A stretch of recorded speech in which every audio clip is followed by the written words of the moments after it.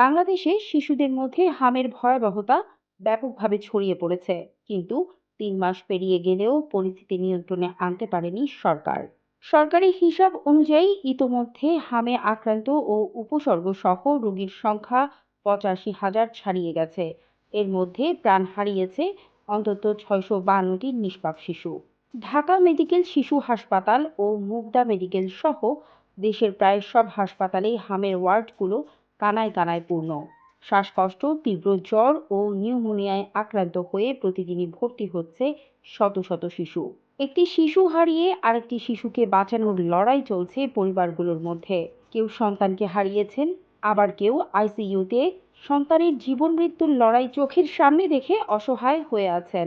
জনস্বাস্থ্য বিশেষজ্ঞদের মতে, সরকারের অব্যবস্থাপনা ও সমন্বয়হীনতার কারণেই পরিস্থিতি ভয়াবহ হয়েছে।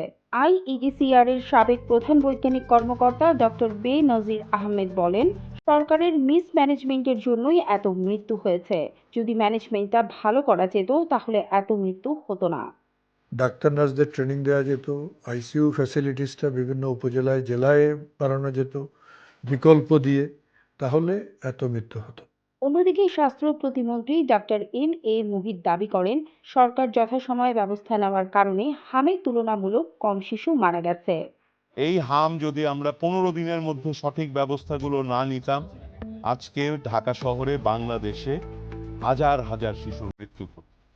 3 মাসেও নিয়ন্ত্রণ না আসার পেছনে উঠে আসছে কয়েকটি বড় কারণ: স্বাস্থ্য খাতে জরুরি অবস্থা ও মহামারী ঘোষণা না করা, জেলা পর্যায়ে প্রস্তুতির ঘাটতি এবং টিকাদান কর্মসূচির এখনো অসম্পূর্ণতাই রয়েছে। তবে দেশব্যাপী টিকাদান কর্মসূচি শুরু হলেও এখনো শতভাগ শিশু টিকার আওতায় না আসায় পরিস্থিতি পুরোপুরি নিয়ন্ত্রণে আসেনি। বিশেষজ্ঞদের এক অংশ বলছেন, মহামারী ঘোষণা না করার পেছনে ছিল প্রশাসনিক ও রাজনৈতিক হিসাব নিকাশ, ফলে দ্রুত ব্যবস্থা নেওয়া সম্ভব হয়নি। এদিকে হাসপাতালে বাড়ছে ডেঙ্গু রোগীর চাপ, ফলে স্বাস্থ্য খাতের উপর চাপ আরও বাড়ছে, যা পরিস্থিতিকে আরও জটিল করতে পারে। হাজারো শিশুর জীবন যখন সংকটে, তখন প্রশ্ন উঠছে, 3 মাসের দেরি কি শুধু প্রশাসনিক ব্যর্থতা, নাকি আরও গভীর কোনো কাঠামোগত দুর্বলতার প্রতিফলন?